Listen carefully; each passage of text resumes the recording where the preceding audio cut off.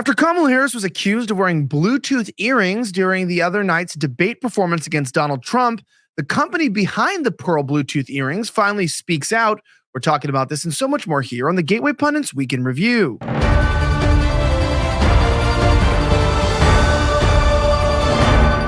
My name is Elijah Schaffer, and this is the Gateway Pundit's Week in Review, where we cover the top 5 stories of the last 24 hours in around 10 minutes. Our top story today revolves around Kamala Harris's earrings. Were they actually Bluetooth speakers, or were they something different? Wireless audio earring company responds to rumors that Kamala Harris wore an earpiece during the presidential debate. A wireless audio earring company responded after rumors spread that Kamala Harris wore an earpiece during Tuesday night's presidential debate against Donald Trump. Social media users posted photos of the Nova audio earrings next to a screenshot of Kamala Harris's earrings and suggested that she used an earpiece during the debate. It goes on to say that others pointed out that Kamala Harris wore a pair of Tiffany pearl earrings. The most important part is that a Germany-based company responded to a request from the comment from Just the News. The resemblance is striking, the company told Just the News. Read more about the story here. Following the presidential debate on Tuesday, social media users theorized that Vice President Kamala Harris wore audio earrings on stage. The Germany-based company that sells the earrings said on Wednesday that the resemblance between Harris's earrings and the audio earrings is striking. We do not know whether Ms. Harris wore one of our products. The resemblance is striking, and while our products was not specifically developed for the use of presidential debates, it is nonetheless suited for it. Malty Iverson, managing director at Icebox Sound, told Just the News on Wednesday. To ensure a level of playing field for both candidates, we are currently developing a male version and will soon be able to offer it to Trump campaign. The choice of color is a bit of a challenging thought, though, as orange does not go well with a lot of other colors. Currently, we are unfortunately out of stock and also busy preparing a lawsuit against a big Chinese tech company breaching our patents. Iverson continued, we are talking to investors in order to ramp up operations accordingly and are confident that we will ship again very soon. So it turns out that there's still no confirmation. They could just be playing with the minds and the hearts of the American people, but in the end of things, we're trying to figure out what the hell is going on and why did those earrings look so suspicious. Now, I happen to believe they look a little bit more like the Tiffany earrings. I don't think they were Bluetooth speakers, but if you disagree with me, I'd love to hear in the comments below. Our next story today revolves around the endorsement of Kamala Harris by Taylor Swift. Elon Musk delivers an epic response after Hollywood elite Taylor Swift endorses Kamala Harris. Taylor Swift has swiftly endorsed radical leftist Kamala Harris for the 2024 presidential debate. In a cringe-worthy post, Swift declared that I will be casting my vote for Kamala Harris and Tim Walz in 2024. Swift's post, which hailed Harris as a steady-handed, gifted leader, comes on the heels of Harris's dismal debate performance. While Swift claims to be voting for Harris because she fights for the rights and causes she believes in, it raises the question which rights and causes. The same causes that have led to rising inflation, increased crime rates, and a general sense of chaos in our country. The endorsement was further marred by Swift's decision to sign off as a childless cat lady, a jab at J.D. Vance's previous comments about childless women in influencing politics. As expected, the internet erupted with reactions, including a notable response from tech mogul Elon Musk. Now, in a tongue-in-cheek tweet, Musk quipped, "Fine, Taylor, you win.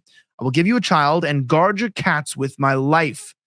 And that's what people were saying. Now, recent surveys conducted by the Washington Examiner show that unmarried women are a key voting demographic for the Democratic Party.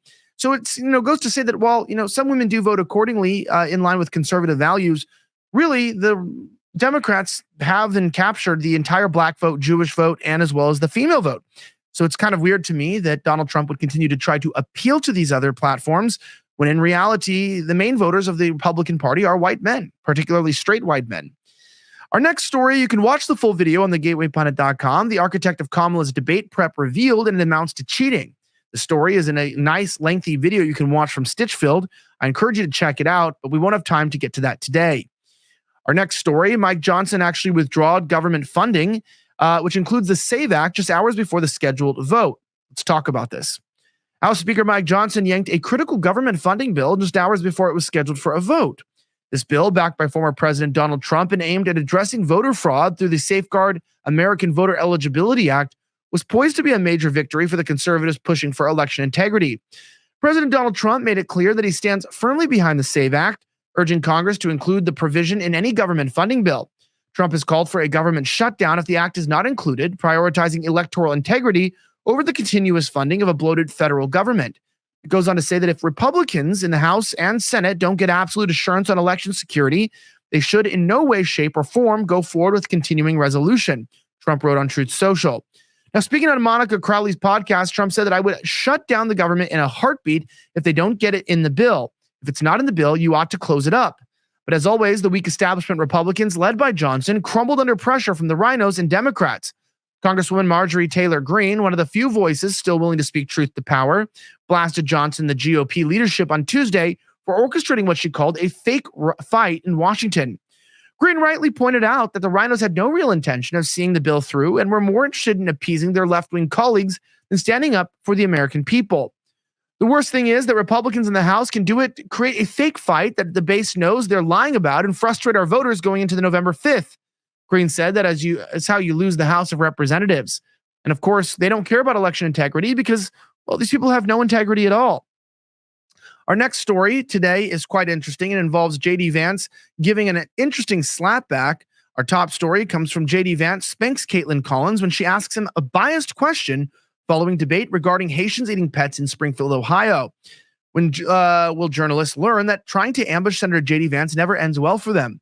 As the Gateway Pundit reported that President Trump and Kamala Harris faced off in a completely rigged debate on ABC News in Philadelphia, where the moderators let Harris get away with lie after lie while fact-checking Trump over accurate statements. Despite this, Trump managed to land multiple blows against Harris, helping to ensure the race will almost certainly remain close until Election Day. This interaction between Caitlyn Collins and J.D. Vance can be seen here. I would say is he brought up this misleading false claim that you yourself have talked about in recent days about Haitian immigrants in Springfield, Ohio, abducting people's pets and eating them, which officials there have said is not true. You yourself acknowledged it may be false on Twitter. You still told people to keep spreading it. But Trump just amplified it to tens of millions of people who were watching. Why push something that's not true? Well, first of all, city officials have not said it's not true. They've said they don't have all the evidence. They said they have no evidence. We've heard from a number of constituents on the ground, Caitlin, who both firsthand and secondhand reports saying this stuff is happening. So they very clearly, meaning the people on the ground dealing with this, think that it is happening. And I think that it's important for journalists to actually get on the ground and uncover this stuff for themselves when you have a lot of people saying, my pets are being abducted, or geese at the city pond are being abducted and slaughtered right in front of us. This is crazy stuff. And again, whether those exact rumors turn out to be mostly true, somewhat true, whatever the case may be, Caitlin, this town has been ravaged by 20,000 migrants coming in. Healthcare costs are up. Housing costs are up. Communicable diseases like HIV and TB have skyrocketed in this small Ohio town. This is what Kamala Harris's border policies have done. And I think it's interesting, Caitlin, that the media didn't care about the carnage wrought by these policies until we turned it into a meme about cats. And that speaks to the media's failure to care about what's going on in these communities. If we have to meme about it to get the media to care, we're going to keep on doing it because the media should care about what's going on. I saw you say. All right. Well, as you can see there, I mean, he did get her pretty easily. She kind of got slapped back. Now, if you like videos like these and you want to get updates, continue to follow us here at thegatewaypundit.com. I'm Elijah Schaffer. Have a great rest of the week. May God bless the United States of America. I'm signing out.